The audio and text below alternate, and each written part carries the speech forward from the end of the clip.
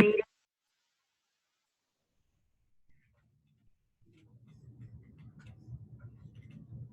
right, we're on. Okay, it's 6 o'clock. We'll call our board meeting to order. Do we have any additions or corrections to the agenda for tonight's meeting? Nope. Okay, do we have a motion to approve the agenda? We have a motion. Do we have a second? Second. All in favor, aye. Opposed, same sign. Agenda is approved. We'll move into the consent items.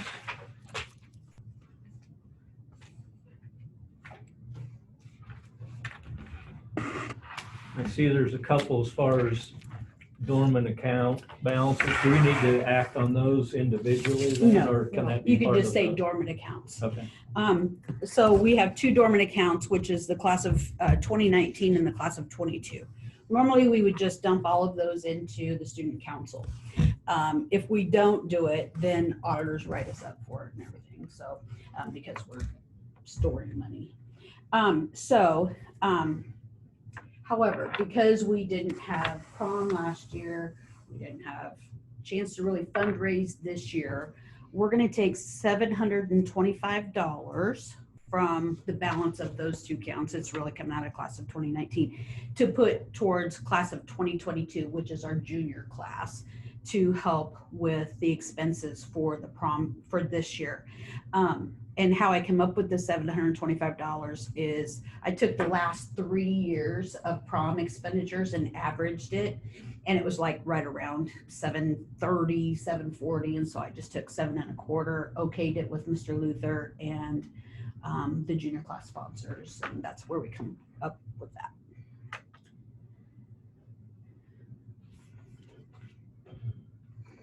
Okay, does anybody have any questions or comments on any of the bills? What was the Survey Monkey? What survey was that? That's the one we sent out, the community survey that we sent out a few months ago. In March. The that needs, we did for- community needs assessment. Yeah, and so what happens is we have a Survey Monkey that we use free, but when we do the analysis and all of that for like in March, like what we do, we have to bump it up, we have to upgrade it. So I upgrade it for just a couple months and then I downgrade it back to free. And so, but I always want to be sure, because when I downgrade it, then I lose that analysis, being able to get to it. Yeah. So I just want to be sure that I have access to it if, for a while after that. So you won't see any more charges now after that. Right. Yep. The Google Forms isn't quite as, yeah. Because that especially with the 3-year assessment, if you have this, then you go this direction. If you have this, then you go this direction, and then you come back together, and SurveyMonkey analyzes all of that. Where Google, it won't let you do all of that. You know what I'm saying? Like if you have only elementary kids, then you go this direction. You don't have to look at the secondary. If you have both, then you have to do both. If you only have high school, then you only go to high school, and the Google Forms won't allow us to do that. So. And then on that copy or maintenance, that 16, is that just an actual payment, or is that? Yeah. What was the dollar amount? extra? It's $1,690. Yeah. So that is actually 2 payments because we were early in our last 2 board meetings. We're catching up last month and this month. Okay. Yep. Yep. And then the 3 logos, what were those? They came out of the student activity fund. It's out of the complex, right? No, there's banners too. I have a question on that too. There are banners out there. Yep. And it didn't come out of the save, but yet you've got some other stuff that came out of save. Yep. Signage. Yep. So there's some for the weight room, and athletics paid for half of it, and PE paid for the other half. So I think that you're only like if you're looking on the activity side of it. Right. Are there 2 entries right there? No, No. because you're gonna see it over in the There's general fund. three 'Cause- logos, and it's in the out of student activity. Yep, and so half of it is student activity, the other half is PE, which is general fund. So Okay. you should see it on general fund. The other half on the other side. I don't think I did, but um, didn't notice anything like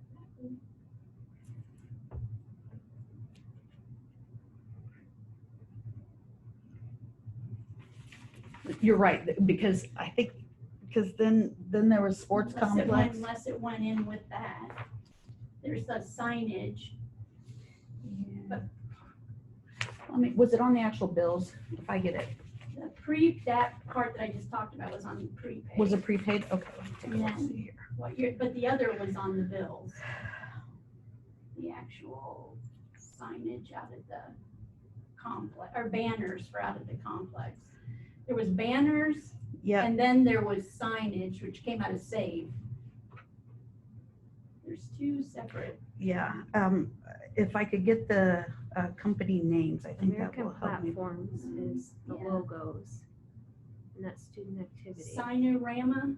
The Sinorama, That's the Sinorama is the oh, the complex. where they Right, it had right. bled Above- and they had to redo it. Yep, and so Okay. that came out of where?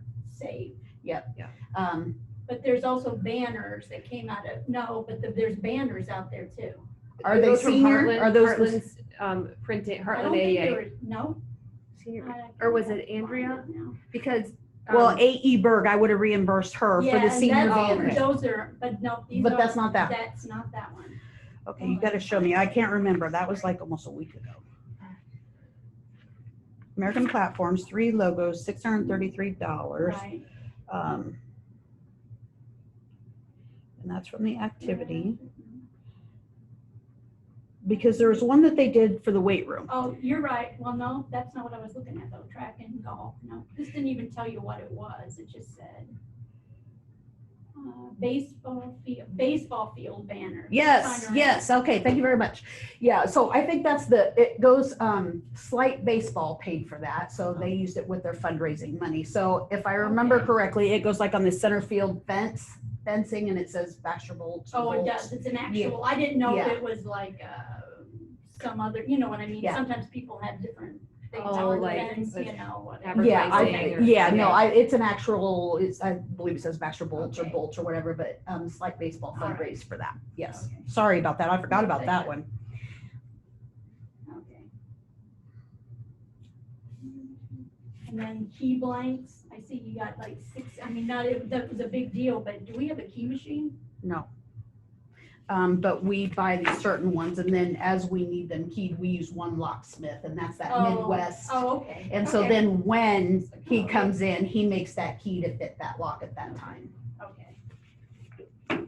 I think it's a little more expensive to buy the actual key blanks from him than it is like from True Value. Oh, okay.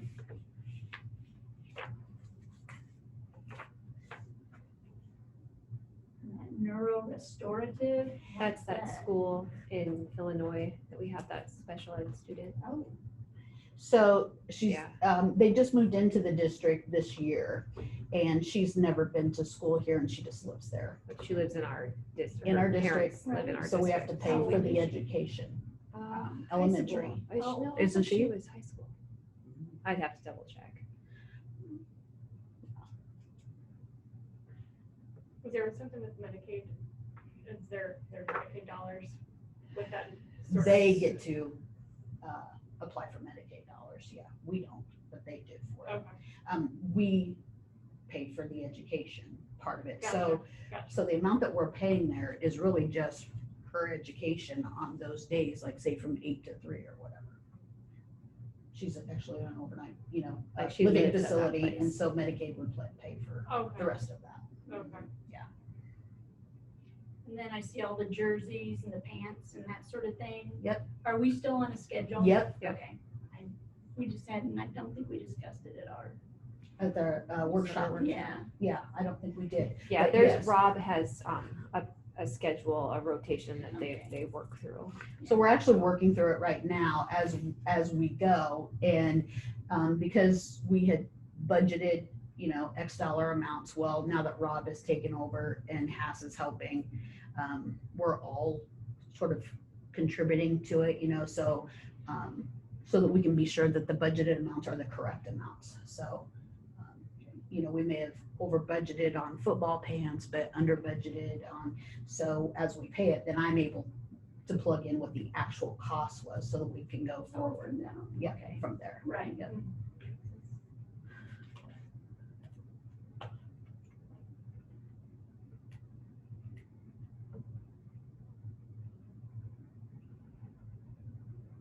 So is that debt-free degree, was that for you or Lampo Group? That is Perkins money, Yeah, and that's and that's for, Sickles. yeah, business. career and technical Oh. education. Yeah. So we have two pots of money, Perkins, and then over the last 4 years, 5 years maybe, we've gotten CTE money that is a different pot, but is a little more stringent as to what we can spend it on. And so you can supplement but not supplant. And so this is like a curricula, I guess you could say, for that Right. for that class. So it would be Oh, okay. like I thought it was something that somebody went and took some. Yeah, no, a no, it's actually book. books. It's Oh, actually okay. books. Oh, Uh-huh, okay. Yep. No, so normally you can't buy consumables with that money, but these aren't considered consumables because they're above and beyond the normal, and they'll stay in there. It's not like, the kids will get them and take them home, or a workbook or anything like that. So, More of a text. yeah, and it's actually that Dave Ramsey is what it is. Right, well, that's Yeah. what I figured. Yeah, that's his parent company or whatever, that Lampo or whatever. So, yeah.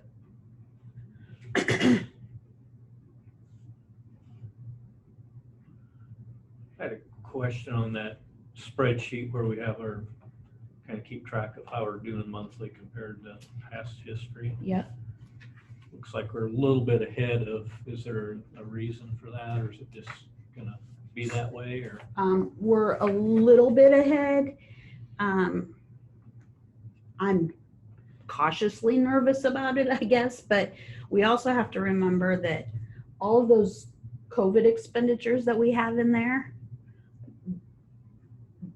They're in there, but we haven't. they're in got- there, but we've got the money We haven't for got it. reimbursed, or we've got reimbursed, but it doesn't, It doesn't show here show. because these are just expenditures. Yeah. And so, you don't we're, see the incomes. right. And so, I made a spreadsheet that I attached a little bit late today. So when we get to down there, I put it by the COVID policies updates. Okay. So when we get to that point, you'll see how we're spending that COVID money. So the amount of the COVID money that was spent, that amount is in this. And if you took it out, then we're right about where we should be. Okay. You see what I mean? Yep.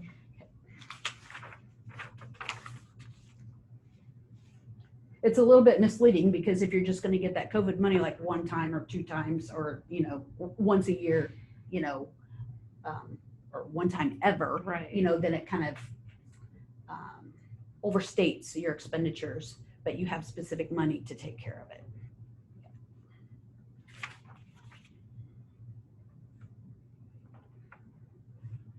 Any other questions on the consent items?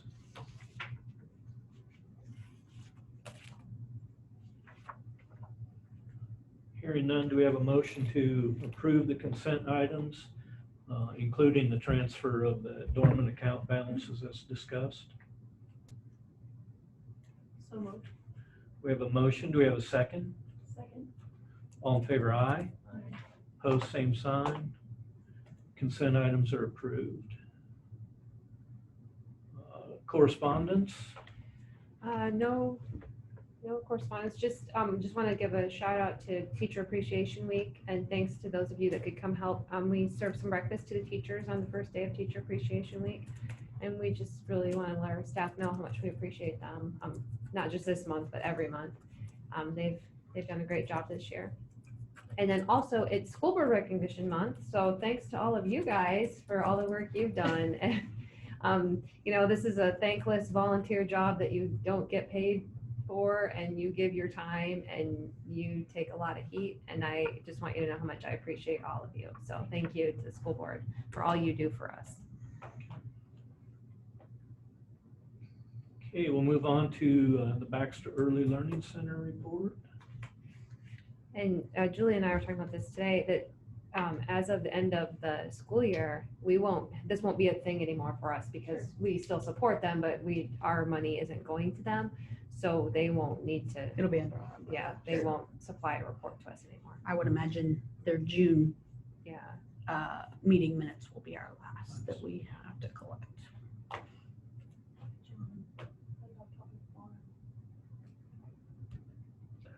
think it's after. Yeah. It's after Well, we this. went to Baxter Early Learning Center. 5 is public forum and Baxter Early Learning Center. Oh, it's in a Oh, different it's order in a down different below. order. Different order down below. Yeah, just asking. Sorry. Yeah, they switched I'm around. just looking at Oh. what you're all seeing. That's Yeah. all. Just- Okay. Anybody have any comments on the Early Learning Center minutes? Okay, we'll move on to public forum. Okay, so for public If forum, anybody out there on Zoom there's would some like people to. on Zoom, and then if they want to talk, I'll call on them. And then afterward, I might move the computer over there, so, because I just need to be able to interact with it during public forum, but that way there'll be a better view for everybody. So, Michael, you're unmuted. Did you hear me? Yes. Okay. Thank you. Thank you, school board. I didn't know it was school board appreciation week, but I would imagine many of you would take a shot in the arm right now as of appreciation. So let me offer that. Thank you for your work. Sometimes it's not any fun. Sometimes it's a lot of fun, but I'm still very glad that people are willing to raise their hand and go do this on behalf of others and for others. So thank you for that. I had a conversation Saturday afternoon when I had almost 6 hours of drive time, and I had a gentleman call up and say, "Oh, how great it is that the school had made their immediate change." Thank you for that, by the way. I'm very, very tickled. And he didn't say this in these terms, but he basically put across to me the idea, the ends justifies the means. And I wasn't really sure exactly what he meant by that, and stupidly, I didn't ask him before I got off the phone. And that was at the beginning of my drive. So I had 5.5 hours to think about that statement. And it brought me to what I want to offer everybody today is that I'm not prepared, nor will I offer an apology for a principled stance or the use of critical thinking upon the things that I see and the things that I ponder. But I do want you to consider this. Many things have transpired, and some are real offenses, some of are imagined. But regardless, I want to offer everybody an apology, whether that be school board administration, community, whatever else. I believe that the destination that people like me set when we go forward with something matters, but what also matters is the pathway. And I want that pathway to be better the next time around than it was this time. I believe I made mistakes, and I offer this sincere apology, and I'd also ask for your forgiveness. So with that, that's all I have to say. Again, thanks again for the change in the policy and your continued work. That's all I've got. Thank you. Right, Thank thank you. you, Michael. Is there anyone else who wants to speak?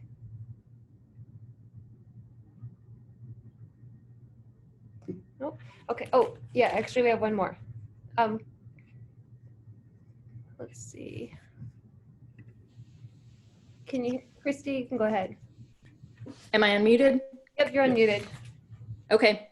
Thank you. I want to say I admire Michael a lot for taking ownership of his actions, and I do appreciate all of the school members. I've spoken to a few of you, and I've spoken to Macklin over the course of the last month, and I do appreciate the time that you all have taken. I still have some concerns though, and I'm calling in tonight as a parent in this community with concerns, still trying to figure out, honestly, whether this school is the right fit for our family. And the concerns that I have been risen over the course of the past few months since I've been calling into the board meetings. And honestly, they're still relevant even with the updated guidance by the Iowa Department of Health, which again, I echo Michael's support. I'm thankful that the school chose to follow the guidance. I think it's common sense and logic that we've all been asking for to expose some critical thinking to this challenge. My question to you and concern that I have this evening is that it appears that the culture of the school over the course of the school year has slipped into one where bullying and social media shaming was enabled. I've heard across many grade levels that students were discouraged from breaks, including last month at the school board meeting, where we also learned that the face covering mandate went beyond the board's request and resulted in enforcement beyond what the school board actually intended. This board stated that there was in their policy reasonable breaks included and no face masks outdoors. I also heard someone from the school say, well, kids should just speak up and ask for breaks. And I ask you, why should a child have to ask for breaks, especially a child as young as 4 or 5 years old in some cases? Our children have been raised to respect authority, and when someone repeatedly tells a student to get their mask up or cover their nose, through those actions, they're enforcing a behavior and they're encouraging tattling. It happens with my sons.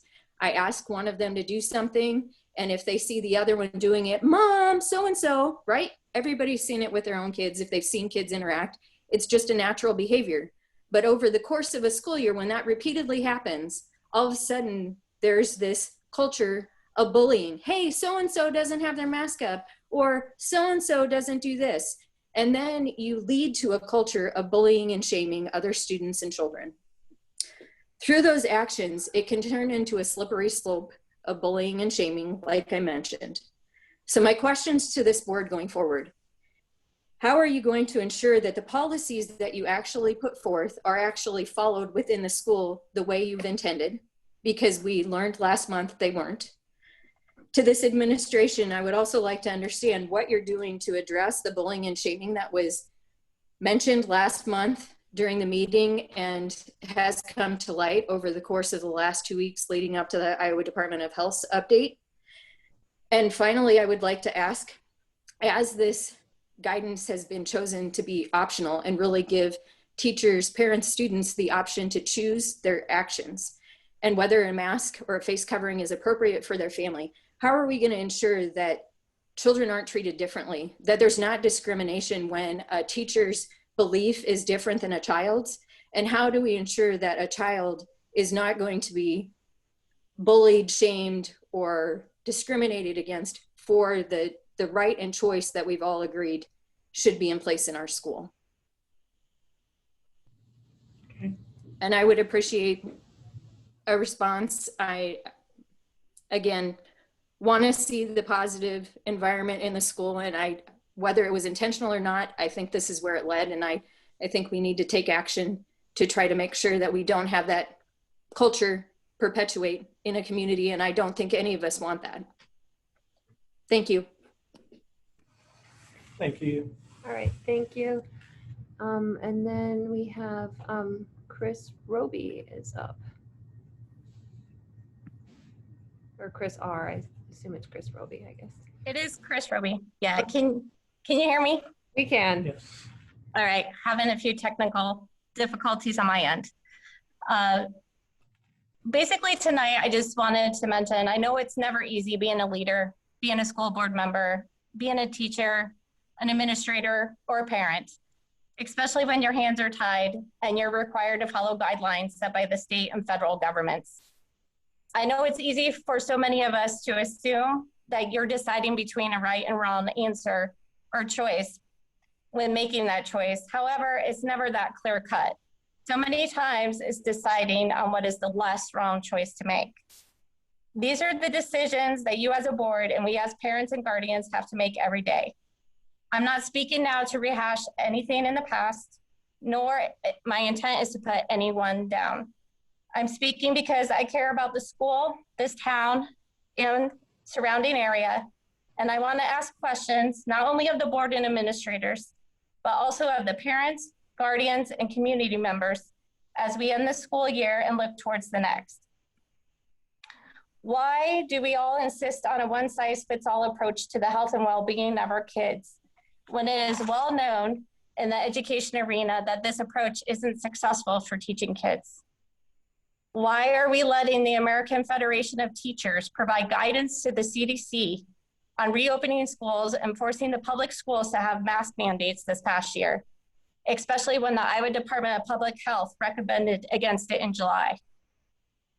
Why are we letting Dr. Fauci decide what's best for our kids when he admitted on Good Morning America yesterday that his wearing masks indoors, despite being vaccinated, was all for show and not based on any science? Why is it only the science behind wearing masks and getting a shot that is allowed, while the science behind not wearing masks and not getting a shot is being censored and silenced? Why is it okay for me to say my body, my choice for certain things, but not for others?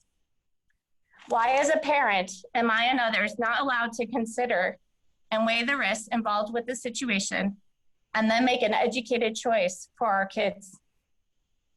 Why are we letting the government divide our school, divide our community over a medical issue that should have never been politicized? Are we following political science or biological science? Why are we forcing our kids to be pawns in this political game that is being thrust upon us all? Why are we letting unelected individuals determine what is best for our kids instead of their parents and guardians who know them the best? Are we willing to say no to federal government theories and regain local control for raising and educating our children? Are we going to make decisions and choices based on fear or facts?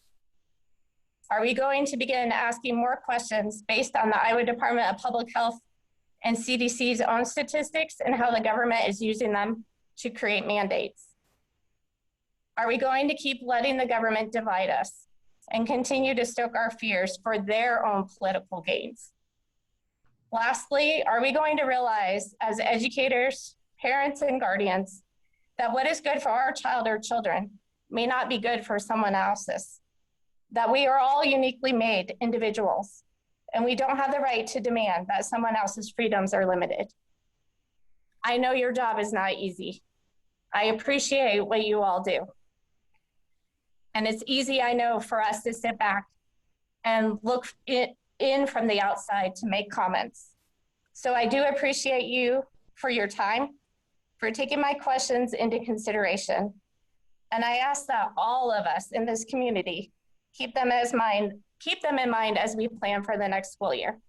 Thank you. Thank you. Do we have anybody else for public forum? I'm going to go ahead and move the computer down there so that people have a better view of the room. Thanks to everybody who spoke up during public forum.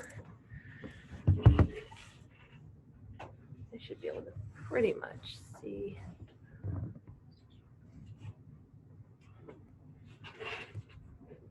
All right.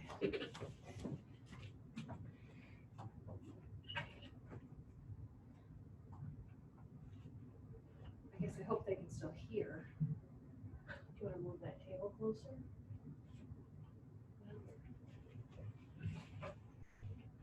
Maybe. All right.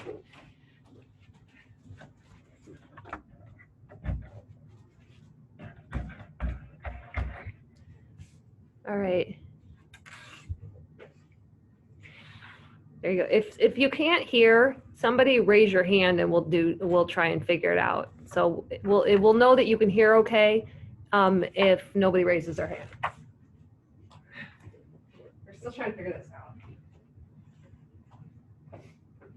Okay, we'll now move into our business items. Construction project update.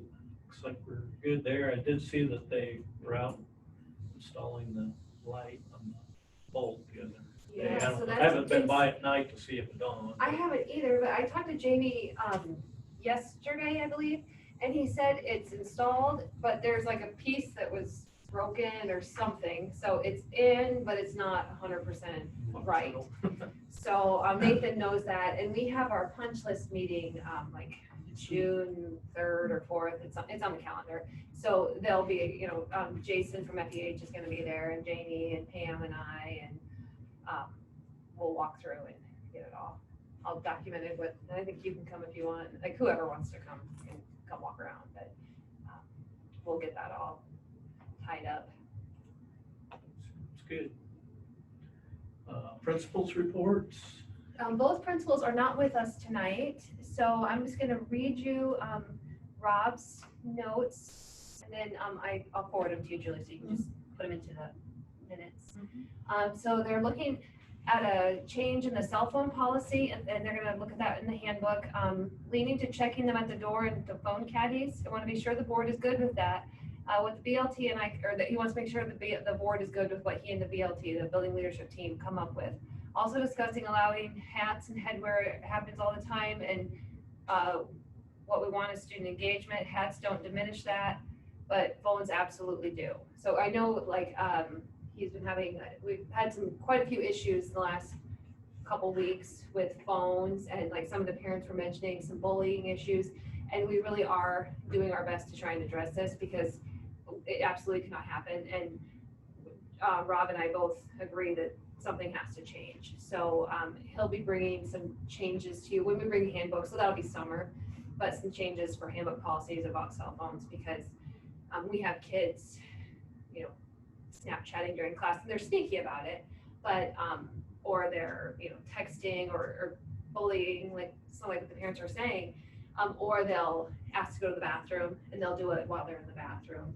So they're really looking at changing the policy that some teachers have like a thing on their door that looks like a shoe rack, and you just drop your phone in there. And I know teachers who sub in other districts have talked about that it's just a given. The kids walk in, they put their phone in there, and that just eliminates it. When they go to the restroom, their phone is in the pouch on the door, and they're not texting from the bathroom or Snapchatting or whatever. They still have it at lunch, but just looking at different ways to address that issue, because I know that Rob and I are both very concerned with it. I think when we voted to allow it or agreed to allow it, that was a big thing. And if it's being abused, I guess you take it away. So Yeah. Pretty damn simple.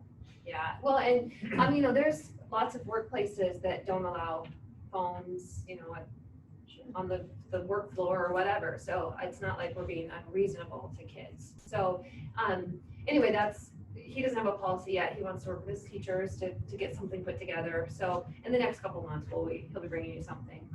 And then a big congratulations to Ellie Toon and Mandy Seelover for qualifying for state track. That's super exciting. There's going to be a send-off for them tomorrow at 1:15. So they're going to have the kids all come out and cheer them in the hall, and so that'll be really exciting. So we're really proud of those two.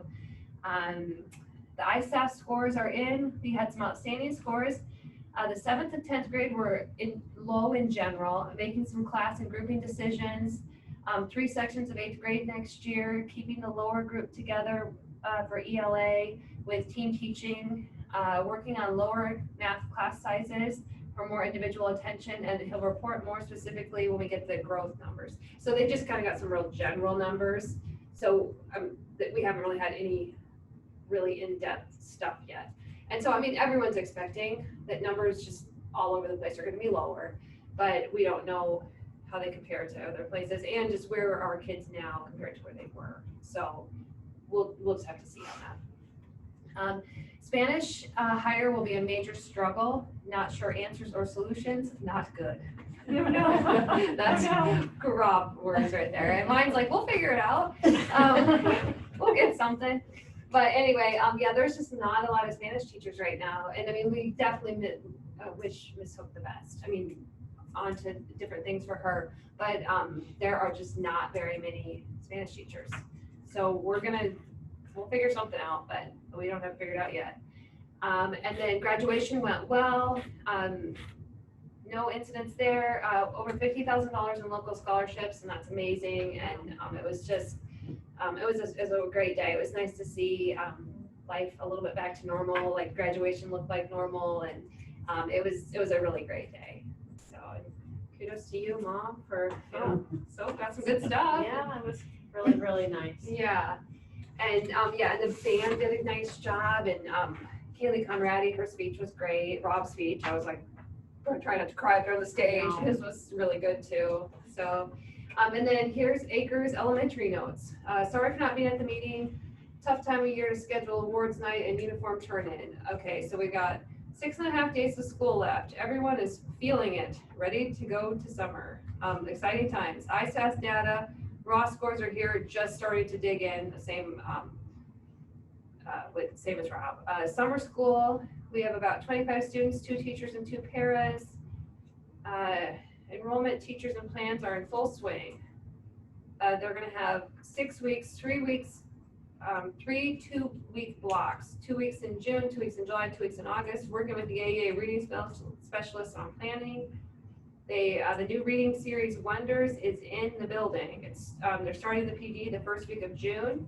June 1st is building-wide data day, and they're in the process of interviewing for preschool and the open classroom teacher position. What's open classroom? Oh, well, right now, Mrs. Shanks resigned. That's So, that I'm not- position. I thought you meant open classroom. Like, what's an open classroom? is that? Yeah, Sorry, yeah. I'm with you. Is summer school, are they like, can anybody, any parent like elect their child No, to I go, or think is they it- were invited, Okay. targeted kids that Sure. they had so many spots, and so they invited their specific kids that they were really targeting first. And then if those parents declined, then they moved to the next on the list, I believe is how he did it. Sure. So it's not just wide open. And it's specifically for kindergarten through 5th graders? Yeah, it's elementary. Yeah. So that's from those guys. So if you have any questions for them or anything, follow up. And then I Oh, see and in then there- overnight cheer camp.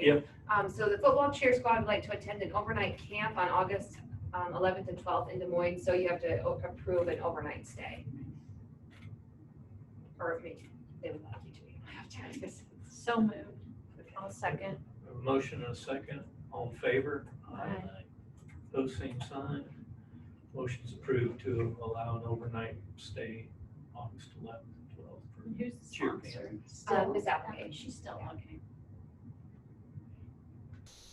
Okay, our next business item is our COVID-19 policy update. So with that, our policies were set to expire at the end of the school year, our original policies. So I don't know, like within our policy, we had the right for me to make the decision on Saturday to change to mask optional based on the new guidance. But I don't know if we want to publicly do something with our policy to say that, masks are optional officially through the end of the school year. And then they'll all expire. Does it expire the last day of school or June 30th? School year, end of school year. So 28th. Mhm. So they'll officially expire May 28th. So then that would open up our building to outside groups and like the Alumni Association and fun days, and just it would just be like back to business as usual. And I would assume too, it's up to you guys, but we could open our board meetings back up to the public starting with the June board meeting. Just so really, if we just say our policies are going to expire, then it's just back to normal. Okay. Discussion on that. So I know when it changed, I'd already kind of been looking at our COVID policy and that, but in that we had given Michael and the power, or however you want to call that, to make a decision if things change. So with board consultation, which you did consult with us. So I guess I would like to just go a step further and get the board approval for the rest of this school year, the mask optional policy. And also, just to make it like that. And then, like Michael says, at the end of the school year, if we're okay with it, it'll expire and we'll be back to kind of our policy that we've had before. So there'd be no special COVID policy at that point. So is there any discussion on that from the board or thoughts or? Okay.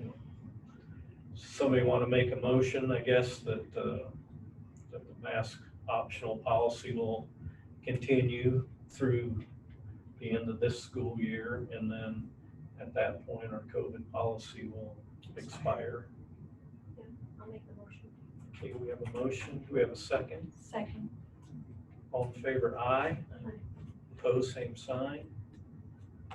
Motion's approved.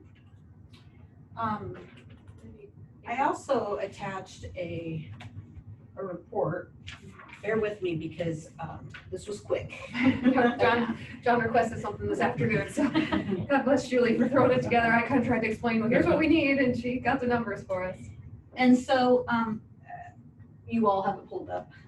So The ESSER thing? Yeah. So this is our ESSER gear funds, which is all the grants that are related to COVID-19. We have, these grants are from the Department of Ed, whether it be federal or local, state Department of Ed grants. We have gotten one other grant for sure, and we're pretty sure the other one's coming, but it's a federal thing, and so it's probably not gonna be here till July, but we're pretty sure we're gonna get it. None of that part of it is in here. This is just what we know for a fact that we're getting right now, okay? So at the top, going from left to right, you'll see we have a gear grant, we have a gear 2, we have an ESSER 1, an ESSER 2, and an ESSER 3. So the first year that we got, we received $22,400. The second year, we haven't gotten yet. It's just becoming available to us, but it's a competitive bid process. And we are applying for it. Yeah. We're working together with AEA to apply. It's a competitive grant. So we don't know that we'll get it, but we're gonna apply for it. So we're meeting next week to put together our plan. We've talked about our plans, but to actually write the grant next week. So we may or may not get the gear 2. But gear 1, that 22,000, that was pretty specific. That had to be used for technology type things. So that's where that money was spent that first time, that first gear 1. So then we have the ESSER 1, which was the 25,522. Then we have the ESSER 2, which is the 106,609. And then we have the ESSER 3, which we haven't received yet. The earliest that we'll get it will be June 1st. And that's also the one that's known as the American Rescue Plan. That's the $3 trillion. But we know that's But we the know it's amount. coming. That's We our know that's the amount. Okay. But they're not releasing it till, it's in phases, but June 1st is the first bit of ESSER 3, and then the rest comes in November. Yep. And so, if you now look over on the left-hand side of the document and go down, these are the items that we've spent the money on in a nutshell. So if you look all the way down to that first line where it says safety glasses, and then you go across, we used ESSER 1 funds for that. And you'll see that we've used all of the funds for that. And that's all of those items above, safety glasses and above, okay? And you have to use all your ESSER 1 before you can use your ESSER 2. And then you have to use all your ESSER 2 before you can go to your ESSER 3. They won't give you all of it until you've spent what you have. So, okay, for spending, okay, for instance, all these, obviously, this is all COVID related. Yep. Items for cleaning and Yep. whatever. Did they have a specific place you had to get these, or could you just No, go you and could buy get them it. wherever? Yep. Okay. Yep. Okay. Obviously we shopped for, we shopped Okay, yeah, for the best, that's what I for wanted to the know. best deal. And at the and- beginning, when we were first getting like the sanitizer gel wipes, we were getting like, everybody was getting whatever was available. Sure, So I mean, sure. that was way back when this was all Right. first starting. Right, right. Like the face shields, now we think, oh gosh, wish we bought those stupid face shields. Cause like, Yeah. but we just nobody knew. Yep. So everybody It was like, just, hurry up, get it here as fast as we can, so that we don't have to delay school. So, okay, then below safety glasses, these items are what we used for the gear funds. Now, the gear funds, as you can imagine, is really technology driven. We bought 40 Chromebooks, as you can see, headphones, licenses, our K-5 online licenses for the online learning, and we spent all of that money. So we have no more money for the gear 1, and no more money for the ESSER 1. So we're now ready to move in year 2 if we get it for competitive bid, and we're ready to move into ESSER 2 monies, okay? So if you go just below that, you'll see where it says wipes, 32 laptops, and the PR stands for payroll for 2 part-time paras. We had to actually hire 2 part-time paras to help us with all the extra COVID cleaning, keeping kids social distance in the lunchrooms and things like that. And so we can use that money to pay for their wages. And so you'll see where the dotted line goes all the way over to the expenditure for the ESSER 2, right? And so we have spent $42,000, $42,500 of that $106,609, okay?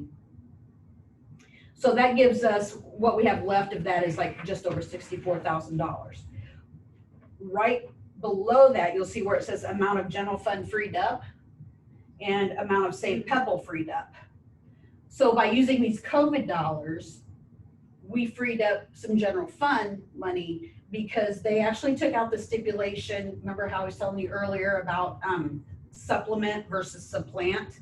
Well, they took that completely out so we could supplant the funds for this. So we were able to save some of our general fund dollars, which are more widely spent as opposed to COVID when it's a little more structured as to how we spend it. Okay, so then that allowed us to free up about just over $46,000 so far. That's just so far. And then in the Save and the Pebble, it freed up $44,000. Okay, so if we add that back into the next ESSER that's coming along, we actually have just over $393,000 left to spend. And below that, the multi-purpose room, that's the grant I applied for online with the Department of Ed, and they approved it so that we could use that space to be able to spread kids out. And so then if we need to have our lunchroom, since it's right beside the gym, we could have kids over the lunch hour. We could put some of them in the gym, and then we could use the multi-purpose space for PE classes, for wrestling, for, you know, Study halls, just have more space. So that's why it's an approved, I mean, we called it wrestling room, but it's really that multi-purpose space to use to spread our kids out a little bit more. And so that's why we can use ESSER money for that kind of thing. If you remember, they approved our request to tag $85,000 of this ESSER monies to go toward that because it will service a wide range of students, not just a small. Has work begun on that space yet? No, we're gonna approve the bids tonight, and then as soon as we get the green light, they will get going on that. Yeah, and so where I got that number is the lowest bid that we have here that you'll be looking at later, plus the DAD bid. And the DAD bid is the one where the dads were going to do the remodeling and all of that. So I basically just put those two together because we have one company who's going to build the outside of it, and then dads will do the inside of it. There very well could be some carryover in between there, double, overstating the expenses. But I felt like I was safe by using both of those numbers. It shouldn't be more than that. It shouldn't be less than that. Yeah. But still, either way, it still leaves us with leftover funds. And then, do you want to? Yeah. So then the elementary guidance counselor, we had spoke to you about how we felt, when we were talking about negotiations and that kind of thing. We felt that with the COVID funds that we would be able to use those funds to pay for an additional guidance counselor to help with the mental health that the COVID has brought on. We felt that it could pay for it for a number of years, 3 or 4 years maybe, or maybe even longer, just sort of depended. So once we figured out who that person was and you'll be approving a contract for them later on. I'm now able to plug numbers in and get a better feel for where it was. Because if you remember on that one document, we were estimating like $90,000. Well, so it's coming in at 67 and some change, and that includes benefits as well. And so I sort of just backed into it with knowing how much I had left to spend on the ESSER 3s. And we can clearly get 4 years of COVID monies for the guidance counselor. Now, we don't have 4 years to spend it, but it's just a matter of shifting buckets. Okay. And then we have just under 25,000 left over. This doesn't take into account any increases in salary or anything, so that's going to eat that up. And we still have more expenditures to go for the rest of this year. We still have Q4 yet that we have to incur yet for those extra part-time paras and things like that. So, but any money that we don't use at the end of ESSER 3 by September of 23, we have to give back. So we're going to try and use as much of the ESSER money and protect our general fund the most we can. So if we can find other ways that are well within the legal bounds to spend this, we'll spend this money first if we can, to just use it up so that we can save our general fund money for more. Yeah, so let's say that we get, personal things. so let's say we get to towards the end of 2023, or actually it'll probably be the beginning of 23, we'll start looking at to see what our balance is of that. And if it looks, for whatever reason, we have well over $67,000 left to spend, but that's really what our salary is for that. Because of the supplant versus supplement thing has been waived, I could actually go in and grab Mr. D's salary and put it in there as well. So then later on, I can free up my general fund monies when this has gone away. You see what I mean? Yep. So, so that's how we would shift the monkey. But I do want people, if anyone on Zoom's listening too, that even without this money, we still have the money to pay for a second guidance counselor. We just aren't using it because we don't have to. We're going to use up this money first. But even if this money didn't occur, we could still afford that second counselor. We don't want people to think that when this money's used up, that the second guidance counselor has to go away, because we factored in that in our budget, knowing that we have the money to pay for it if we had to. But Julie, thank you for throwing this together thank you, quickly Julie. this afternoon. Sure, I want to give you a list of some of the items that we purchased. We didn't, it was a little bit in the beginning, it was like hurry up and spend it kind of a thing. And so but then we had a chance to sit down and say, okay, let's spend this the best way that we know how, and efficiently, and get the most bang for our buck. And so that's how we feel like we did it. This is really good. I mean, I appreciate it being all in one document, because as I looked, going through the wrestling room, and then we talked about the guidance counselor, and it's like, I didn't want to get, we're getting this COVID money, but I didn't want to spend it twice type deal, and then find you're just like, oh geez, so this is, Kind of helps, like we were talking earlier about the monthly expenditures, this kind of helps, okay, this is coming in for. Right. Yeah, so we actually like that have 25,000, a lot of that is stuff we've already bought, but we could, backfill some of that.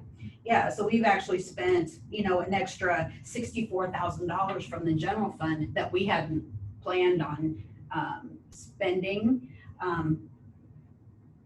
at this point, or from the general fund. We may have shifted it a little bit or whatever. So that drives up your expenditures on that other document, even though we have some, funds to pay for it.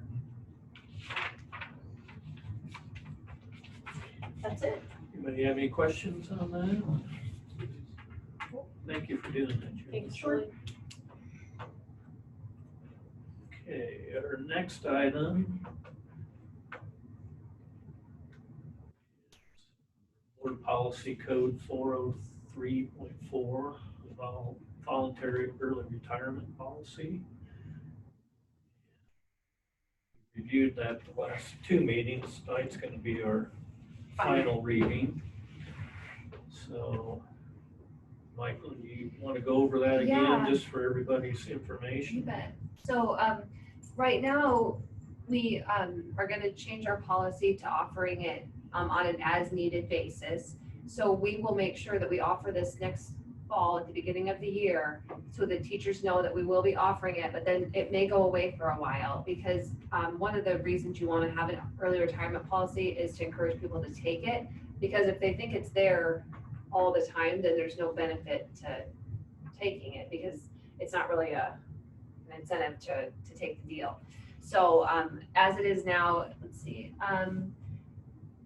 we have 4 licensed employees, 3 teachers and 1 administrator who will qualify for the package, and the district could afford to have all 4 actually take it, next year if they so chose.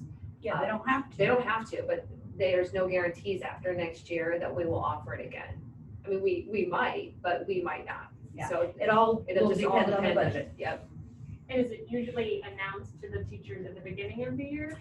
Or? No, Usually so like January-ish, but we Okay. will make sure, like, if you guys approve this tonight, we'll let them know, is it, as, like, we'll probably let them know, you know, in the next couple days that, hey, the board approved this, so if you qualify, we'll let you know again in September, but you're gonna need to, like, let us know in, like, what, January, that you're gonna take it. So that'll give them almost a year to think it through and decide if that's something they wanna do or not. And then in future years, we'll make that decision at budget time, which will be in so, April. yeah. So Yep, we'll and look then at how once, much money we have and how many people would qualify and how much we could afford, and then it'll be a matter of who gets their name in first and, seniority. senior. Mhm. So, So if they get their name in first, do they automatically? well, it'll go on seniority, but let's say you and I both started the same year, and so we have the same amount of seniority, and, you told us in September that you're gonna take it, and then I didn't say until December that I was gonna take it. If it's used up, then I would go. Yep, You you would you have get first it. dibs. you get first dibs on the money. So it's just an incentive to let us know so we can start ASAP. planning for that. It just helps us with that budget.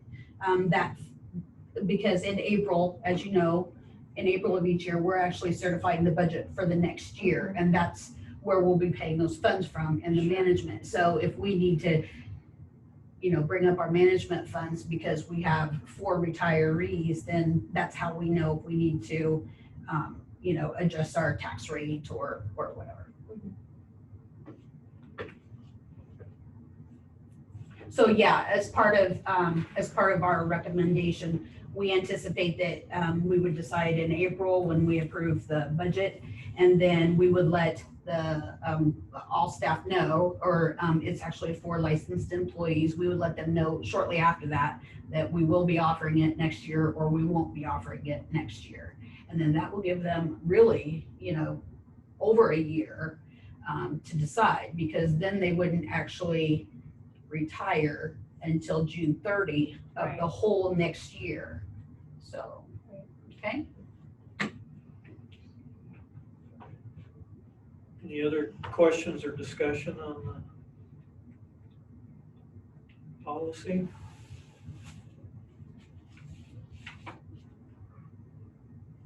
Hearing none, do we have a motion to approve the amendment of our voluntary early retirement policy? So moved. We have a motion, do we have a second? We get the roll call that, Julie, or all in favor, aye? Aye. Opposed, same sign. Motion's approved to amend our voluntary early retirement policy. The next item is the 2019-2020 district audit report. So we got the report back, and, no real surprises.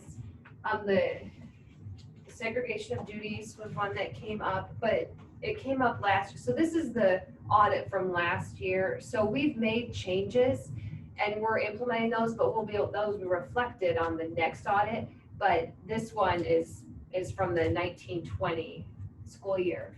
So one of the things that came up was segregation of duties. So we have had some things put in, like Julie added, there's like a drop box for money, and Angie helps with some of the things. We've tried to get more people involved with the handling of the money, to just have more segregation of the duties. But like they said, it's just really hard in a small school with limited staff. And then another thing they had noted was late fee interest charges on a credit card bill. And so we had a good conversation with the people who are in charge of that. Yeah. And so that has been made very clear that that cannot happen, and it hasn't since then. And I then, think that came up at one of our board meetings, and we addressed it, Right. didn't we? Yep. Yeah, One that sounds time. familiar. Yeah. right, right. Yep. And then with the sales tax, we can't pay sales tax because we're a tax exempt status. And so if people are buying something and like being reimbursed, we are making them pay the sales tax. And so that's something they've started, like, if I pick up something at the store, they'll pay me back for the thing, but if I choose to use my own credit card or my own debit card, I'm eating the tax myself. And so everybody just knows, like, if you decide without, because we have a policy, you fill out a PO and we go through those channels. So if it is a last minute thing and they need to just grab it real quick or something, they just know that they're gonna pay the sales tax themselves. And so that's worked pretty well. I mean, we haven't had anybody complain about it, because they often, if they're in a pinch and they need to get something, they realize that that's kind of typically probably. Or we've on them. actually had the situation where they'll use a school credit card at a place where we haven't established that we're exempt. Normally, if you establish you're exempt, you have to like go through a whole account process and all that. So if we haven't established that, they may be charged sales tax. And so then whoever did that is footing the bill for the sales tax. So then they have to pay the school back for that sales tax. Yeah. It's the only way that I could mandate it. Otherwise it's always after the fact before I would even know it was happening. And so I can't do anything about it after the fact. What do you have to do in order to get that? So we're a government entity. So we're just exempt because Right. we're a government entity. And so then what they usually, there's a tax form that says that we are an exempt government entity that we fill out, and they just want to see that, and they want to see our tax ID number. And so I've created some documents, some little, cards for them to take with them to show proof that we're, it just takes that person who's using the district's credit cards to be sure that they know what they're doing. Restaurants are really hard. I mean, how could you, have a tax exempt status at every single restaurant that you ever ate at? I mean, it's just impossible. Sure. So if you tell them Yeah. we're a tax exempt and you show them this, then generally they're okay with it, and then they just don't charge the I tax. see, okay. Mhm. And if you forget, then Julie's just, you're in big trouble and you you have to would pay like it back. come up to Julie with like $1.22, be like, oh, It sorry. happens all the time Yep, anymore. it sure does. And I feel like it's funny, you'll see money like taped to a note that I accidentally got charged tax, but here's my, like, we all are like, sorry, we know the rule now for sure. So people are, they're not complaining or anything, they get No, it. they So, get it. They were forewarned. Yeah. I would, I think I've said this to you before, when it comes to the audit. It's a pretty long and exciting reading document.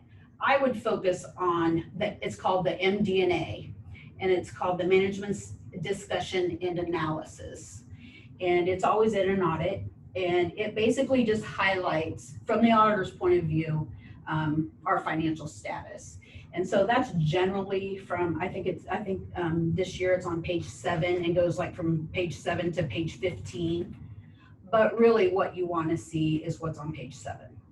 And so it basically bullet points, some of the things that were factored in according to what our life was like in this year as a district. So you'll see our general fund revenues decreased by, I think it was about 300,000, or right about there. That 300,000 keeps popping up no matter where I try to get it. About 270 maybe. Yeah, 270, right about there. And so that's the amount that our revenues decrease. Well, in theory, you want your expenditures to decrease by that amount in order to just stay status quo, right? we didn't do that. So, our expenditures, I think they only went down by, where does that tell me the decrease? I think it was like maybe 100,000. Maybe it doesn't tell me right in here. A little over 100. A little over 100. Okay, so that just tells me there's that 300,000 that I was talking about in our unspent. Yep, our unspent balance. You know, that just keeps popping up in different places. So, but as you remember, this would have been before we put those other reductions into place. So this next audit that is coming up here in the next month or two, that's where we should see the fruits of our labor, hopefully. So anyway, this just kind of puts it into a nutshell. Our net position decreased by 400,000, looks like 300,000, 300, and yep, that darn 300, that's what I see in my sleep. And so, I mean, but it is what it is. I mean, we are doing the best we can. We know that we don't have a lot of fluff anywhere. That's something that we hang our hat on. And so, yeah. This is also the place where the district has the ability to put in our comments if we want to.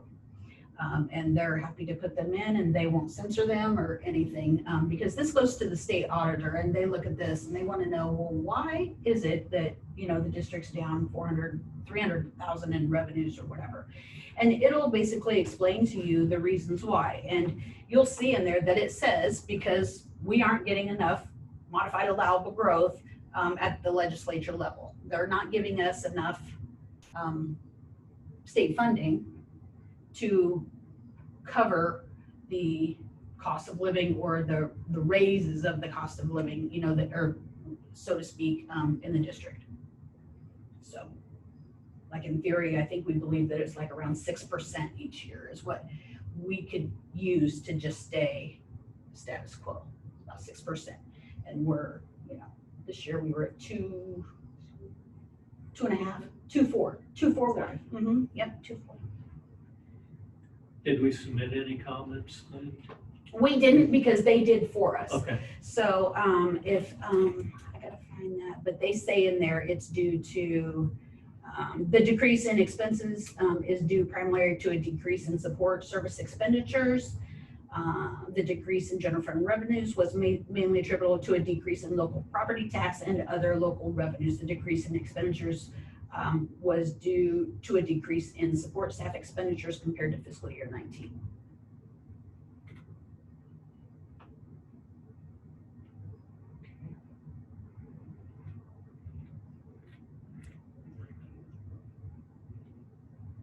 Any other highlights from it that we need to be aware of? I think that's about it in a nutshell. Okay. My goal is always to have no comments, but I don't think we'll ever get there being a small school. So.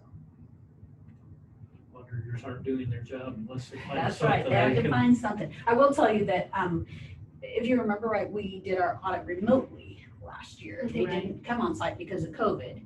And apparently they had such a good turnout with that and the districts that they're going to continue to do that, which I think is awesome. Because they're not just standing right over the top of you, you know, and making you nervous, and you know. They just ask you to provide Yeah. the documents. that Yep, they so need they'll to send me an see. email and say, we need these reports. Well, it's the same reports every year, so I already know. And so then I'll upload them to Google. And they'll look at them when they have time or ahead of time or whatever.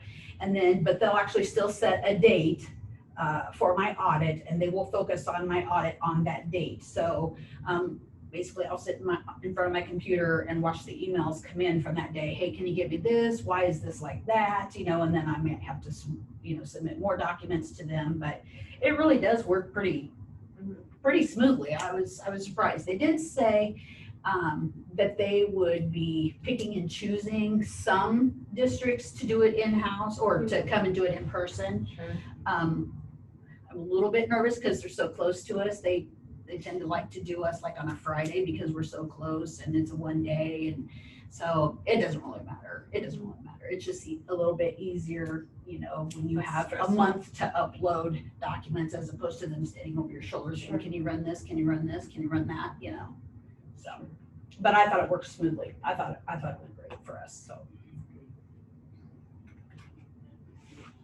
Okay, we'll move on. The next item on our agenda under business is 2021, 2022, 28E agreements. And these are all just a continuation, nothing's new, so we can just approve all of them at the same time if you want to. Okay. The curriculum director, did that stay the same? Or did that go That down? They lowered They it a lowered day. it, so it's instead of, yeah, so instead of it being 2.5 and 2.5, we're 2 and they're 3, so that's a little tweak. So-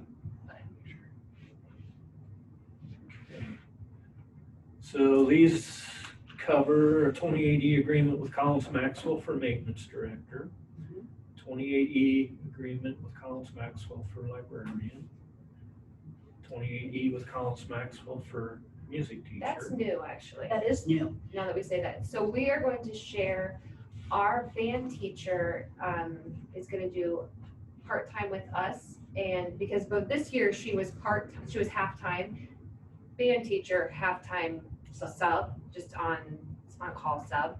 And this next year, she's gonna be half-time band for us and half-time music for Collins Maxwell at, I believe, Collins Elementary.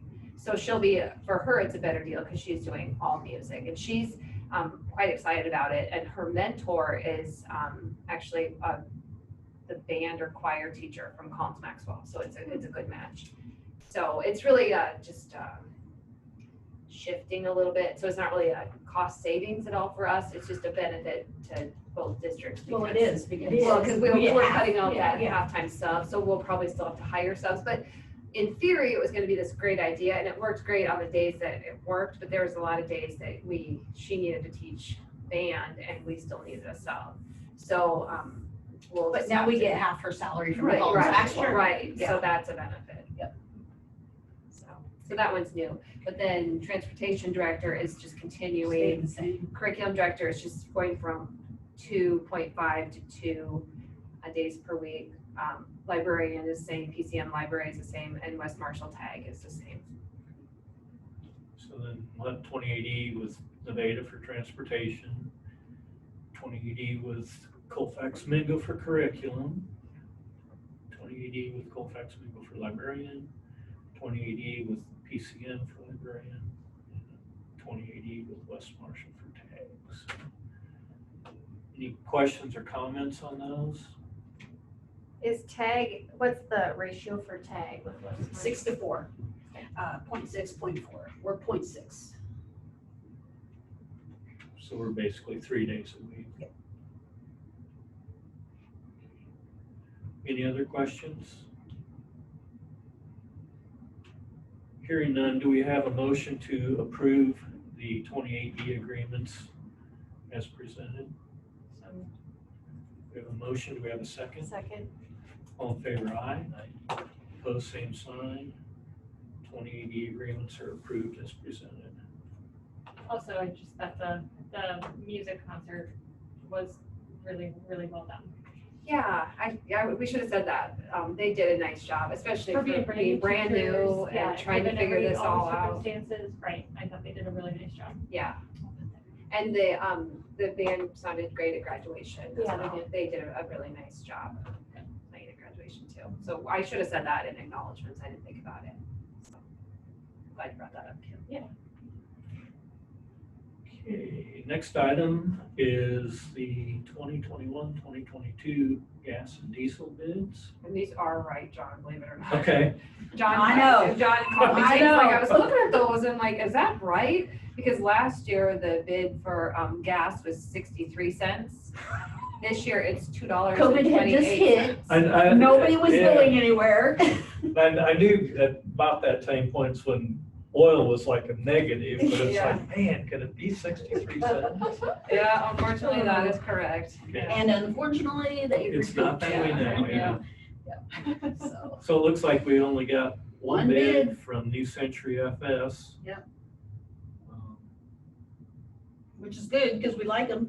I mean, you know, they do a great job for us. They, So we have tanks here. They Yep. haven't filled them. Yeah. yep. They just come and fill, and they know when we're on. Fill and bill, right? Fill and bill, that's what they do. So, yep.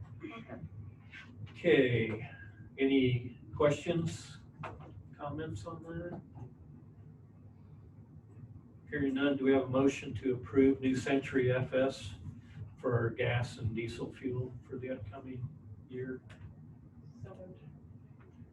We have a motion, do we have a second? Second. All in favor, aye. Opposed, same sign. Motion's approved for New Century FS for our gas and diesel bid for the upcoming year. Next item is the 2021-2022 bread and milk bids. And I did check on these two. The bread bid, it says, Amy got bids for both West Marshall and Baxter. So up in the corner, it says West Marshall, but it's really for us. It just didn't get adjusted. And it was view only, so I couldn't even change it. And so we just got the one bid for bread.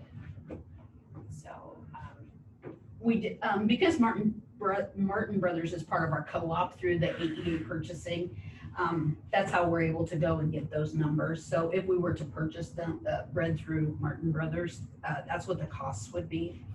And so we went ahead and I think she's recommending Panable was what she said. Is that right? Yeah. Yep.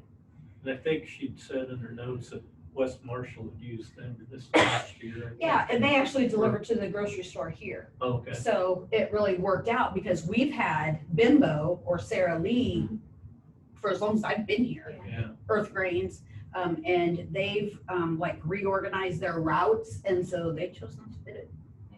So, well, Bimbo. Yeah, when they change their name, I'm just like, I'm staying with Earth Grains. I cannot say that. Yeah. Sarah Lee sounds Yeah. friendlier. Okay. and then the milk, John was also curious if that was like the right number for chocolate milk, and it is.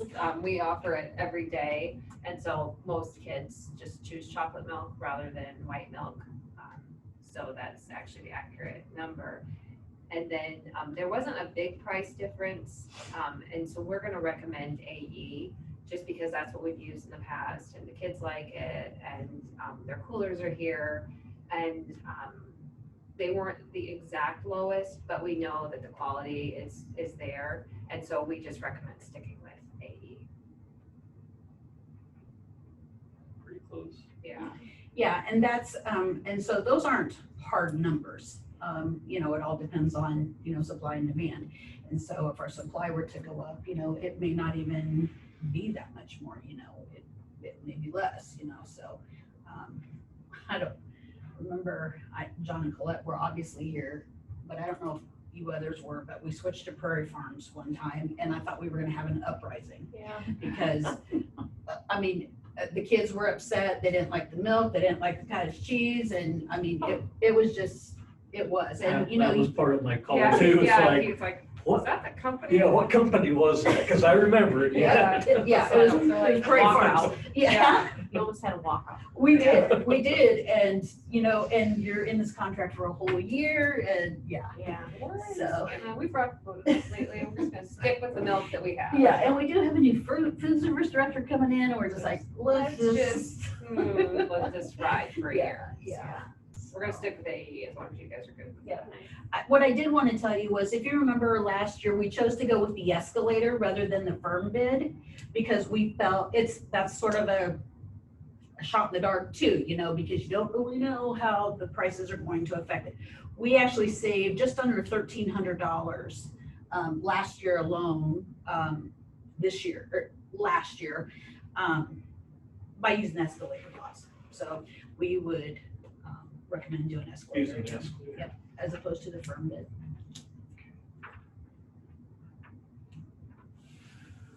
Anybody have any questions? Okay, so we'll go back to the bread bid. And really only have one bid, The pan of gold. the pan of gold, pan of gold. Pan of gold. So, do we have a motion to approve the bid, pan of gold, for the 2021-2022 year for our bread, hamburger buns, that sort of thing? Okay, we have a motion. Do we have a second? All in favor, aye. Opposed, same sign. Motion's approved. Now back to the milk bid. Anybody have any questions or discussion on that? We've already talked about it a little bit. Is everybody okay continuing with our present supplier of AE? Yep. With the escalator clause? If they are, do we have a motion to that effect? So move. We have a motion. Do we have a second? Second. All in favor, aye. Aye. Opposed, same sign. Motion's approved to select AE Dairy for our upcoming year with utilizing the escalator clause. Do you want me to touch on the nutrition fund, or do you want to, Michael? Well, we can kind of talk about Yeah. it, but, so we've had, with lunch being free this year, and it's been approved to be free again next year, we've had more participation. And so we are some money ahead, and Julie, you can chime in with the specifics, but, we've got only, as far as negative lunch balances, did you say a couple $100? $200. Like district-wide. And normally Because- we're between 2,000 and 3,000. Because, some of the families that had these low balances have been able to, since they don't have to pay for their lunch, they've been able to catch up. Mhm. So it's been a really positive. And Think then that farm way. credit at Christmas time. Yeah, did they Somebody, donate? I think it was Farm Credit Yep. Services that Yeah, donated somebody to else bring did too. Didn't Somebody somebody at church? church, wasn't the church? There was somebody, Some memorial. I think it was a memorial. Oh, It yeah. was, yep. Somebody, Johnston. Yeah, Dorothy, her, Yeah, from her yes. auction. Kevin, or what was it? No. No, her, Yeah. they had an auction, and her sister wrote a letter Yeah. and donated. Yeah, Dorothy. Was it Yeah. Dorothy? Yeah, But it was- Dorothy. It was I thought Dorothy's. when Keith, Yeah, Oxberger or whatever his Yeah. name is, but her Yeah. friend. yeah. Yeah. Yeah. So anyway, our negative balances are very minimal, and so that's really good. And we've had an increase in the number of kids eating, and so things are trending in a positive direction. So the free lunch continues for the 21-22 school year as well? So they have approved it, and we can choose not to participate and go back to the way that we were, but I don't know why we would. Yeah. Right. So, Was there any disadvantage to doing it this way? I mean, there's, not that we've come up with. Other than, when we have the online people and we have to provide their meals. That was a little. It was a bit of a headache, but it wasn't overwhelming. It was just kind of a because they nuisance. wouldn't pick up? Yeah, or just because they'd make the sandwiches, they'd bring them up, and then people would have to come get them. But I mean, they're still our kids, so we were glad to feed them. But now we really don't have a whole lot of That online anymore, kids. Yeah, it just. I mean, so it wasn't a And with financial hybrid, burden. right, with hybrid, it was a little bit trickier, because even on our hybrid days, we still had to offer meals to the Kids that were home. home kids. And so we did have some take them up on it, not tons, but that was an option. But, we don't anticipate that happening next Anymore. year. Right. So, yeah, so I'd say. So I'm thinking of it right when I guess when I think of it, basically the government's picking up the tab Yep. Right. daily or whatever, rather Yep. than the student. Is that Yep, that's the correct exactly way to right. look at it? Yep, or- and it's actually, they're picking up the tab for the paid student as well. Yeah, so So like, that's where we're a little money ahead, because the paid student would have to pay for their own or not, and we'd still be on the hook for it. That's where those negative balances would come in, right? So now we're sure that we're getting paid, because we have that. And the amounts that they're reimbursing us are different than what the free and reduced would be. They're actually more, Just a little bit more, A little look bit, like. yeah. just a little bit. And to all of us who have kids in school who are eating for free. Yeah, why are they doing that? Just as a benefit. Yeah, COVID as a families that are benefit struggling. for, Did COVID just reason? COVID, yeah. So for those parents who may not have a job anymore. Sure, I understand that, but It's COVID. It's COVID. Why it's still going into the next year. Yeah. They made, I was shocked that they went the whole year. Yeah. And it's a federal program, right? So it's not just what's going on in Iowa. I mean, there's schools that are just getting back to even having school. So Sure. it's a whole Yeah. different world. Sure. Other places. Okay. Different phase, I mean, some Yeah. schools are, yeah, okay. Yeah. Worse That- off than us. the parents are worse off than a lot of Yeah. our parents, you know. Yeah. if you're- Yep. Iowa, as you look at it, actually had some of the lesser effects from COVID than a lot of states or communities. So. Okay, thank you. I was impressed looking at the numbers of lunches served, comparing 5,114 lunches in March when we had a week off of school with spring break. And then in February, 3,900 lunches were served. So Yeah. that's interesting. Mhm. Even with the week on, the menu must have been amazing in March. It could have That's my been. takeaway. So our new food Yeah. service director needs to look at the menu in March Yeah. because it was, Kids Amazing. liked it. yeah, 5,100 people liked it. But isn't it crazy? I mean, Yeah, compared did to she last tell year. those at the very Oh. end? I mean, you know, 40,000 meals, lunches only. Yeah. 40,000 a year In our district. in our district. Isn't that just unbelievable? Yeah. I keep saying I'm gonna do a did you know in our newsletter. There you Like, go. do you know how many cartons of milk we go through in a year or something? Chocolate. Yeah. To the white, yes, throw that in. That would be. That would be. There you go. You can have the front page next Oh, time. Julia. It's all yours. Okay, we'll move on to open enrollment. Looks like we have We one. have one. So we have Tasha McPherson for her son Cameron, who'll be a kindergartner, and he's come to us from Fort Mexico. Do we have a motion to approve the open enrollment in application as presented? We have a motion. Do we have a second? Second. All in favor, aye. Opposed, same sign. Motion's approved to approve the open enrollment in application. Okay, we'll move on to grounds, facilities, and transportation. So if you click on that link where it says building or something, I can't remember what it says. Yeah. Building.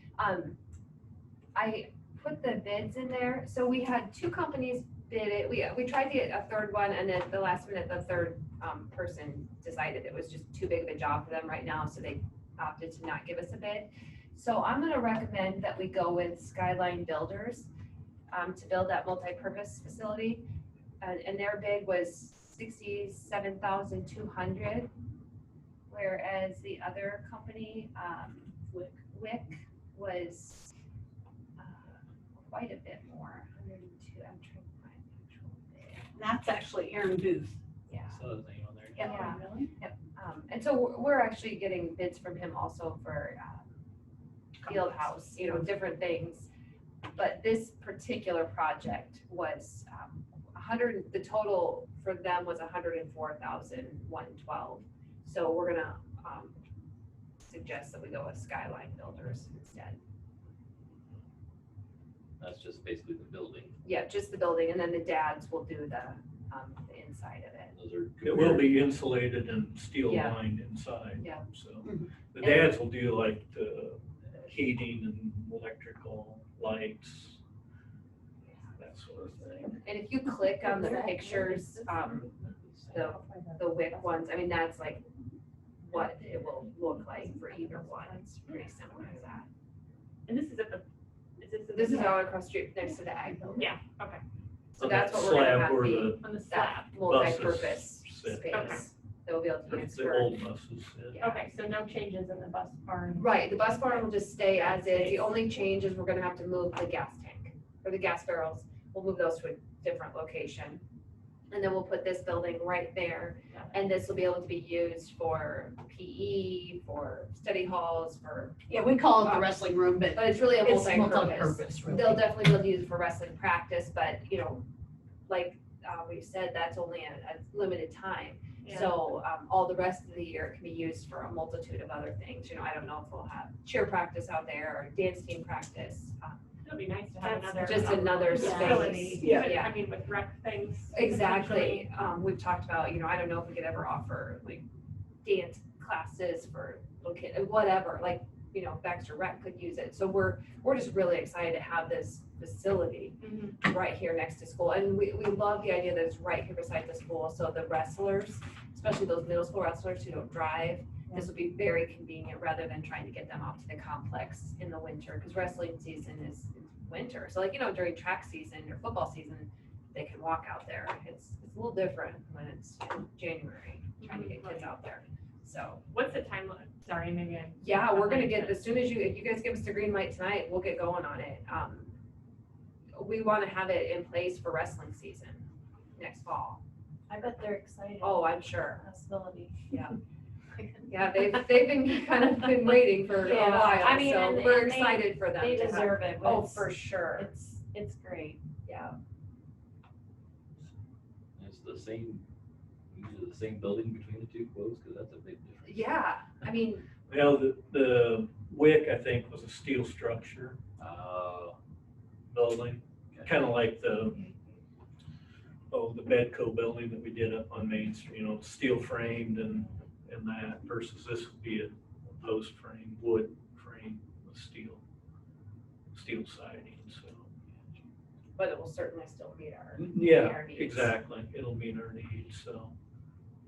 Will there be any connections to that, to the existing? They won't be connected, Yeah. but there'll be an It's like a- opening yeah, so that like they, a 6 or an 8 foot width between the two buildings, but they're gonna have a door that lines up That's what I was wondering. so they can use the restrooms Oh, in the bus nice. barn. yeah, Oh, That makes a lot of sense. yeah, so they'll be able to just be right back and forth. Yep. That just is a cost savings too, and a space savings, and Sure. it just makes sense, so. Okay. And originally, they looked at going with just like a 10-foot high sidewall on it instead of a 14. And I guess when I talked to them, I was looking a little further down the road. If we get something out at the rec complex where we could have practices and that out there, I guess I could see this building being used by ag for shop, Sure, yeah. something like Sure. that. So going 14-foot sidewalls, you can put a 12-foot door in so you can get equipment and that sort of thing in, so. Just something kind of Yeah, maybe down the future. road, I mean, could be 5 years or 10 years, Yeah. but, because we've talked about our ag shop and that's a little bit dated. And Yeah. eventually we'd like to do something, so. This is really good. That's the only thing I noticed in this bid here is it's just a 10-foot wide by 12-foot high overhead door. I guess, I don't know if it's too late. It's gonna cost more to go like with a 16 or an 18-foot wide door, but I think now's the time to do that.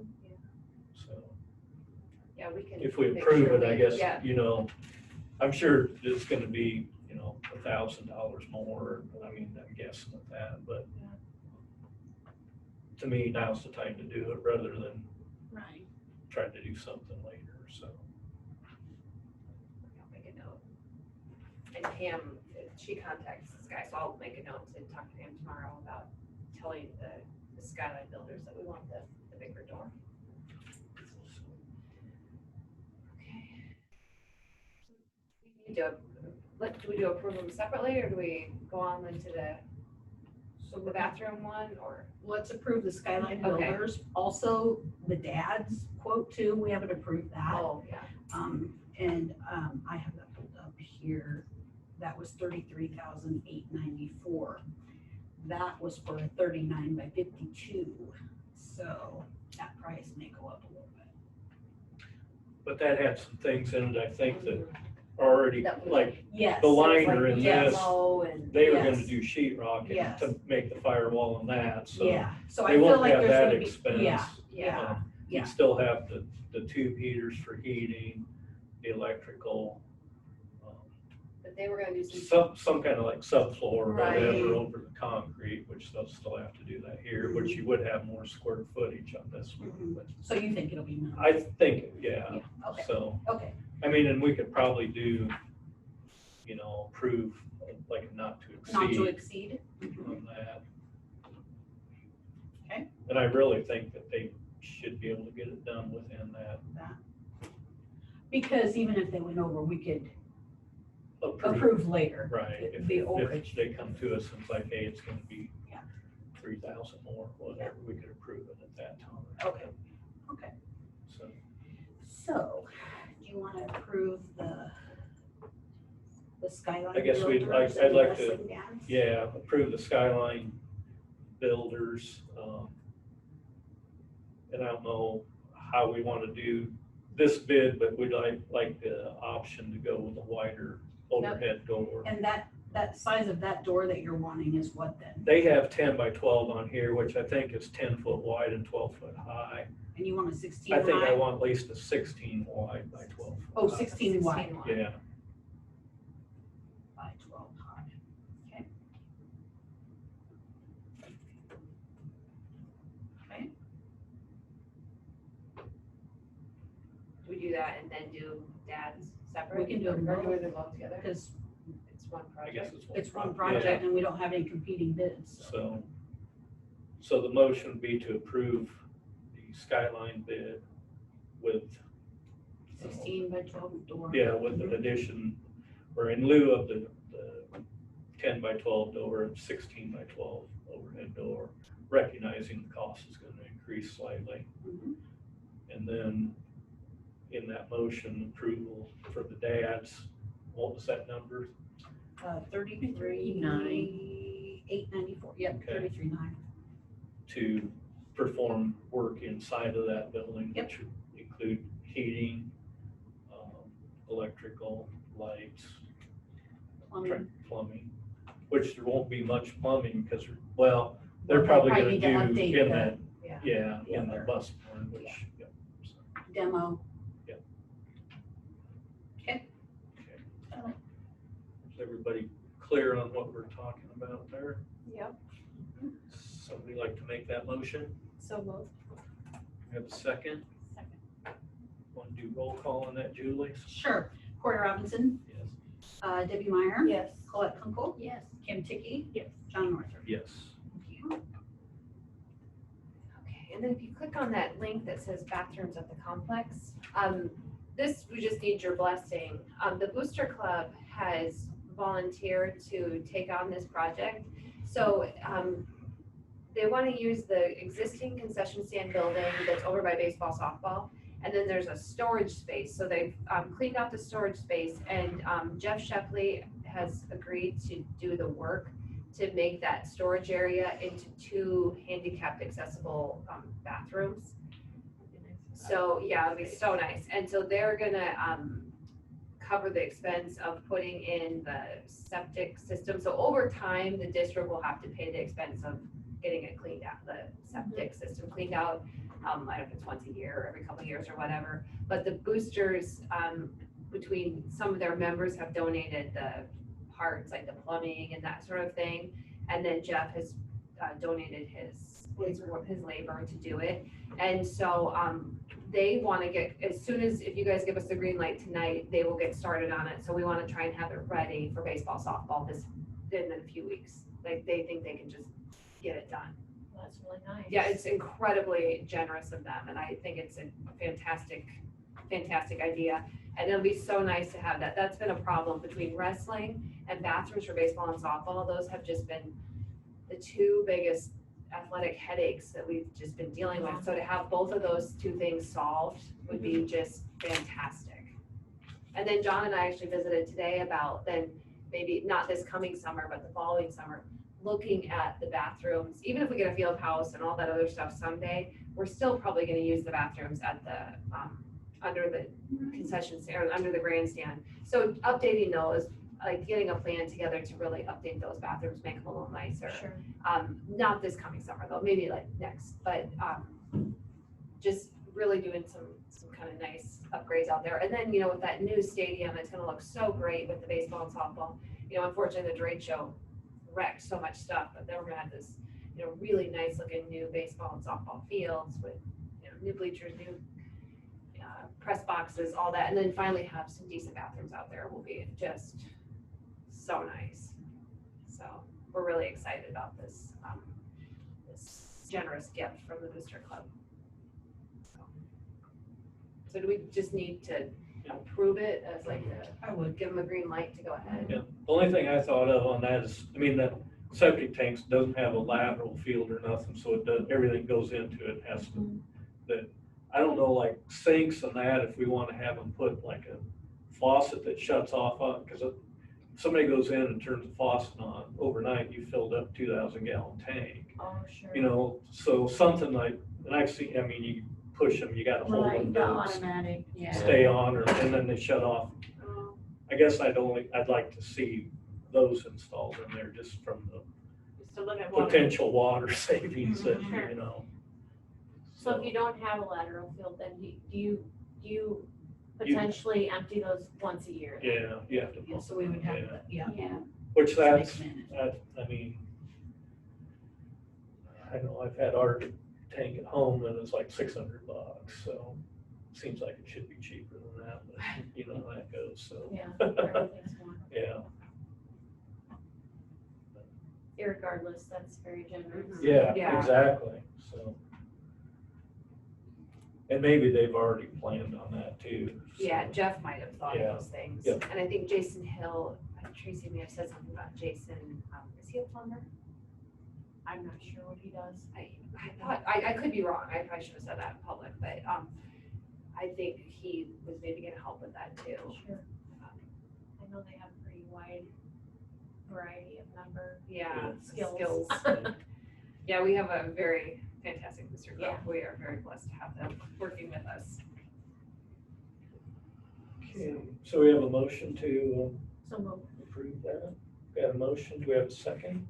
Second. All in favor, aye. Pose same sign. Motion is approved. So, thank you to that group of people. Okay, we'll move on to personnel. Okay, so we have a few resignations. Sammy Hoffman is middle school volleyball coach, Lindsay Hook, Spanish teacher and junior class sponsor, and Cassie Shanks as elementary teacher. Do we have a motion to approve the resignations as submitted? So Do we have a second? All in favor, aye. Hi. Pose same sign. Resignations are approved as presented. And then contracts for Madison Hogue and Ashley Stupka as co-middle school volleyball coaches, and Tace Clark as food service director. Where's Tace Clark from, or what's the story? So she is actually doing a similar job at Grinnell College right now. Oh, And so we're super excited to have her. She has great experience. Just recently moved to the district, has a little one that's gonna be a kindergartner, so very invested. Enrolled in. Open enrolled in, Oh. very invested in the district. She was delightful to visit with. Comes from, I think, Marshalltown. yeah, but originally maybe the East Coast, if I remember right.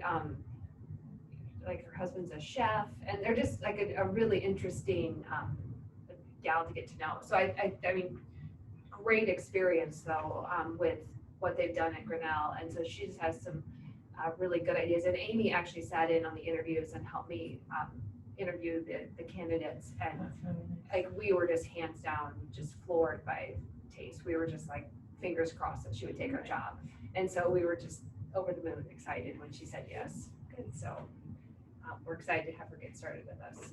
So we'll just sort of combine the positions of Amy Clark's and Stacia Gensice. Okay. And so, while they were two separate ones, if you Yeah. combine them and provide benefits, it's, for the most part, comes out in wash, so. And that'd be, I'm sorry, full-time here. Yep. Yeah. Yep. So Yeah. we No have more so not sharing. sharing. Yeah, Not not sharing with sharing West Marshall, but agreements. Amy Yeah. and Tace have like talked, and Amy's very willing to help, like figure out like just different things that we need to know here that are just different college to K-12, and just it'll be great for her to have a partnership with another food service director, and Amy's been very awesome, helpful. Just they'll be a great match together. So, But, you know, the one day a week that Amy was here, she wasn't really here one day a week, you know. This will be a huge advantage. yes, It will for be. sure. It will We're be. so excited about just the benefits of having a person here full time. There's just so many more regulations coming down in the food service that you have to report on, all that. I'm so glad I don't have to do that. Yeah, and Tace has the experience, so she's, she'll be great. And her resume was really strong. I mean, she's at Grinnell now, but she'd been at a hospital, Southern Iowa, did like head dietitian at the hospital, and just some really good background. So I don't know, it'll be interesting to see what she comes up with for school lunches. Maybe we'll start eating again. I don't know. So. Anybody else have any questions? No. Do we have a motion to approve the contracts as presented? We have a motion, do we have a second? Second. All in favor, aye. Opposed, same sign. Contracts are approved as presented. Move into superintendent's Yeah, report. mine's just kind of a few little highlights. Like I just said, I've been working with Amy to get that transition plan.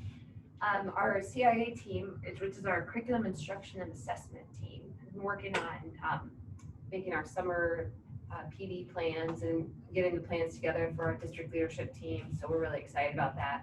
We have our first meeting with that team June 7th. And so we're just so excited to get rolling with some of that planning, and then to get going with our back to school plans for August, which is crazy, but we'll get those plans figured out before we wrap up for this year. And then we had a SIAC meeting, and we had a really, really good discussion about just our survey data, that Survey Monkey we were talking about, talked through some of that, and some of the things that came up were just communication, just district-wide, how do we improve that, and how do we reach more people in more ways, and is the broadcaster the best way to do it, or are there other ways? And like with our survey, did we reach enough people? So it's great information that we had, but we don't know if it was reaching a broad enough audience. So just brainstorming ways to just get even more communication with the community, because you can just, that's always, no matter what organization I've ever worked in, that's always a thing. People want more communication. So we're going to figure out ways to work on that. And then we started talking about our vision and mission and core values, and just talking with that group about what is it that they see that we want, that represents what Baxter is and what we're about. So our plan is that we'll take some of their feedback, and then that district leadership team is going to work through that same thing, and then we'll take that work back to the SIAC team in the fall and say, okay, here's what we've come up with so far. What do you think? Get some feedback, and then take it back to the district leadership team. So we kind of have it planned that it's going to be like an ongoing thing that may go even through this next school year. And then when we feel like we finally have a final product, we'll bring it to the board and say, what do you think? But it'll be with community buy-in and community feedback and teacher feedback and SIAC feedback. And so that when we finally bring it to you, it's not just, me in my office coming up with an idea. It's a collaborative effort. So we're really excited about the process. And the people from Heartland are very experienced in leading that work, and they've been working with us, and they're going to work with us on June 7th. And then, oh gosh, I just made my thing like giant. I don't know what I just did there. We're working with our special ed department. So we just wrapped up a semester-long professional learning with our special ed teachers and our building administrators and our coaches. And so it's been really good learning for us. And we've focused on things like, how to get more parent involvement in the IEP process, and how do we write more robust goals, and how do we improve our reading instruction. We had one this morning that was all about the numeracy project. So how do we really diagnose where our kids are with math, and then how do we help them fill those gaps? So just some really, really good instruction for just very targeted to our special ed department. And they seem to enjoy it, and they are getting credit for it too, like a license renewal credit through the AEA, because AEA's helped teach it. So that was a good benefit for our staff as well. And then the final thing, the bullet point I put on there was I attended a roundtable a couple weeks ago with Senator Ernst, and that was really interesting. It was before we had so much stuff going on, but it was just interesting to have a conversation with her and just explain, what it's like to try and lead through these times. And it was really interesting too to hear the perspectives of just non-teacher or non-school perspectives. There was hospital leaders, who's like the guy that was in charge of the Newton Hospital, and the police, and the courthouse. There's people from the courthouse. Just hearing these different perspectives of how hard it is to navigate all this. It was really good. It was just nice to, and she really had good questions and thoughtful questions, and really seemed open to feedback. So it was a really good day. So and it was just nice for her to hear, from our little district how things are going, and so I appreciated her taking the time to listen to us. So that's about it. Just been trying to get to the end of the school year. So. Anybody else have anything? Any questions for Michael? I think so. All right. It's pretty cool at the end of the year. Yeah. Yeah. Yeah, for sure. Yeah, it's Week and a half. not Don't jinx it. 6.5 days left, so Don't we'll jinx it. see. Although some of our neighbors around us are done, so I'm like, oh, you're killing me. I was on the phone with Collins Maxwell a couple days ago, and he's like, well, we're done with our secondary. I'm like, what? But the derecho. Yeah. So we've had to, that Yeah. put us back a whole week. Yeah. So, yeah. Otherwise, yeah, gosh, Friday would It would've have been, been yeah. day, but Yeah. oh well, it was not meant to be. So maybe next year. Still a day, so. Yeah, still in May. Look at the new things we're getting out of the duration. That's right. It was worth it. We'll take one extra week of school for all the new stuff, right? Okay, nothing else? Do we have a motion to adjourn? So moved. Do we have a second? Second. All in favor, aye? Opposed, same sign. Meeting's adjourned.